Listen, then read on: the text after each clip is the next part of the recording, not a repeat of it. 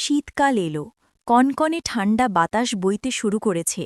শহরের এক কোণে পুরনো টিনের চাল আর ফাটা বেড়ার এক ছোট্ট কুঁড়ে ঘরে থাকত ৮ বছরের আর্টিন্টু এবং তার ৫ বছরের ছোট বোন মিতু। বাবা মা নেই, ছোট থেকেই তারা একা। শীত ধনীদের কাছে উষ্ণ কম্বল আর গরম খাবারের উৎসব নিয়ে এলেও আর্টিন্টু আর মিতুর কাছে তা ছিল এক কঠিন সংগ্রাম। তাদের ছিল শুধু একটা ছেঁড়া ফুটো কম্বল আর গায়ে দেওয়ার জন্য পাতলা পুরনো জামা। সারাদিন শহরের রাস্তায় ফুল বিক্রি করে যে সামান্য কটা পয়সা জুটত তা দিয়ে কোনো মতে একবেলার খাবার হয়, গরম কাপড় কেনা বিলাসিতা মাত্র। একদিন রাতে ঠান্ডা জেকে বসল। মিতু কাঁপতে কাঁপতে আর্টিন্টুকে জড়িয়ে ধরে বলল, দাদা, আমার খুব ঠান্ডা লাগছে, যেন শরীর জমে যাচ্ছে। আর্টিন্টু তার ছোট বোনটিকে ছেঁড়া কম্বল দিয়ে ভালো করে মুড়িয়ে দিল, কিন্তু ঠান্ডা তাতেও কমল না। সে মিতুর হাত ধরে ঘর থেকে বেরিয়ে এলো। বাইরে তখন ঘন কুয়াশা আর হাড় কাঁপানো ঠান্ডা। আর্টিন্টু শুকনো পাতা আর ডালপালা খুঁজে এনে কুঁড়েঘরের ঠিক সামনে একটা ছোট আগুন জ্বালালো।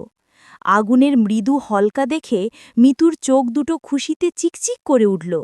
দুজন ভাইবোন আগুনের পাশে বসে হাত সেঁকতে লাগল। আর্টিন্টু মিতুকে সাহস দিয়ে বলল, এই দেখ, আগুন আমাদের বন্ধু, ভয় কিসের? তারা ঠোঁটে হাসি ফুটিয়ে আগুনের আলোয় পুরনো দিনের গল্প করতে লাগল। দূর থেকে এক দয়ালু বৃদ্ধা, যার নাম শান্তিমাসি, এই দৃশ্য দেখলেন। তিনি একজন সাধারণ মানুষ, কিন্তু মনটা তার খুব বড়। তিনি দেখলেন ছোট দুটি শিশু শুধুমাত্র আগুনের তাপে শীত কাটাচ্ছে। শান্তিমাসির চোখ ভিজে গেল।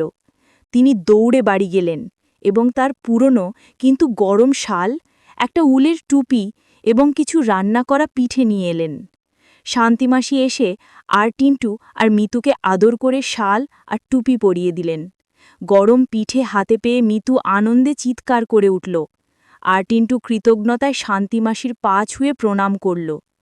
দয়ালু শান্তিমাসি তাদের কপালে হাত বুলিয়ে বললেন, শীত আসবে, আবার চলেও যাবে, কিন্তু মনে রেখো, পৃথিবীর কোথাও না কোথাও তোমাদের মতো কষ্টের সঙ্গী কেউ না কেউ আছে।